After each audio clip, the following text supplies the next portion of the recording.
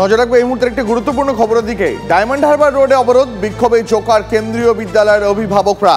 মূল রাস্তার গেট থেকে স্কুল ক্যাম্পাসের দূরত্ব 700 মিটার, কিন্তু পিঠে ভারী ব্যাগ নিয়ে সেই রাস্তায় পাড়ি দিতে হয় খুদে পড়ুয়াদের।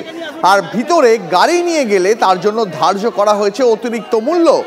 এরই প্রতিবাদে এবার বিক্ষোভে জোকার কেন্দ্রীয় বিদ্যালয়ের অভিভাবকরা। তাদের দাবি, স্কুলের তরফে বাইকের জন্য মাসে 3000 টাকা, অটোর জন্য 5000 টাকা, গাড়ির জন্য 6000 টাকা এবং বাসের জন্য 12000 টাকা ধার্য করেছে স্কুল কর্তৃপক্ষ। এই মুহূর্তে ঘটনাস্থলে কি পরিস্থিতি জানবো সহকর্মী সৌভিকের কাছ থেকে। সৌভিক, একটা নামী স্কুল, তার অভিভাবকরা অতিরিক্ত মূল্য টাকা লাগছে তাই জন্য অবরোধ করেছেন, এই মুহূর্তে সেখানে কি পরিস্থিতি?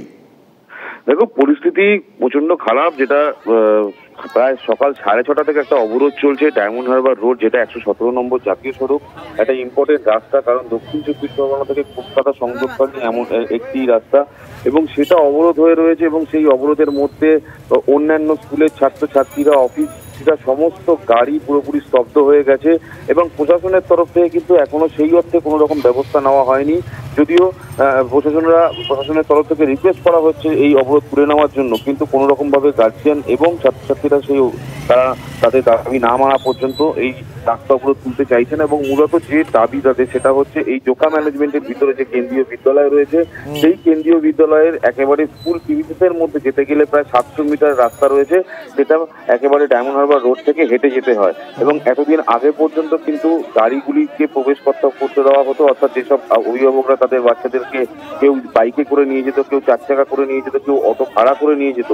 এবং সেক্ষেত্রে কিন্তু আজকে এই যে কেন্দ্রীয় বিদ্যালয়ের স্কুল ম্যানেজমেন্ট, তারা কিন্তু একটি টাকা ধার্য করেছে, সেটা হচ্ছে বাইকের জন্য 2000, অটোর জন্য 3000, 4 চাকার জন্য 4000, এরকম ভাবে টাকা ধার্য করেছে। এবং সেই টাকায় কিন্তু দিতে নারাজ অভিভাবকরা। তাদের বক্তব্য, যদি এত টাকা আমরা দিতে পারতাম তাহলে কেন্দ্রীয় বিদ্যালয়ে আমরা পড়াতাম না। এবং সেই নিয়েই মূলত বিবাদ, এবং সেই বিবাদ কিন্তু রাস্তায় একেবারে জোকা যে ডায়মন্ড হারবার রোড 117 নম্বর জাতীয় সড়ক, তার উপর এসে পড়ে।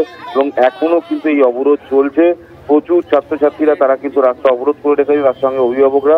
এবং এই অবরোধের ফলে কিন্তু যে সাধারণ জনজীবন, সেটা কিন্তু প্রচন্ড রকমভাবে অসুবিধার মধ্যে পড়েছে। কারণ আজকের সকাল সকাল যারা অফিস যাত্রীরা রয়েছে, এবং পাশাপাশি আরো 2-3টে স্কুল রয়েছে, সেই স্কুলের বাচ্চারাও কিন্তু স্কুলে যেতে পারছে না। সৌভিক, অনেক ধন্যবাদ। 2 কিলোমিটারের উপরে বাচ্চারা এখানে গাড়ি রাখি, পিঠে ব্যাগ নিয়ে যেতে পারে না। ছোট ছোট বাচ্চাগুলো কাঁদে, চোখের জল ফেলে, ভারী ভারী ব্যাগ নিয়ে যেতে পারে। তারপরও আমাদের খালি ধরবে, বাইকের জন্য 20 দাও, ফুলকারের জন্য 25 দাও, দিনের পর দিন অত্যাচার। তাহলে আমরা কেন্দ্রীয় স্কুলে পড়ানোর জন্য কি সুবিধা পাচ্ছি? 8টি করে অনেক বাচ্চারা পড়ে, গরিব পড়ে, তাদেরও বলছে আমাদের টাকা দিতে হবে না। টাকা না দিলে আমরা স্কুলের গেট অবরোধ করে টাকাটা চাইছে ম্যানেজমেন্টের। একটা বাচ্চা মারা গেল, ওরা ম্যানেজমেন্ট বলছে তোমাদেরও বাচ্চা এখান থেকে ছেড়ে দাও। তাহলে ম্যানেজমেন্ট কী করে বলে একটা বাচ্চা সেখানে ডুবে মারা গেছে, আমাদের বাচ্চা যদি কিছু হয় সেটা রেসপন্ড নেবে?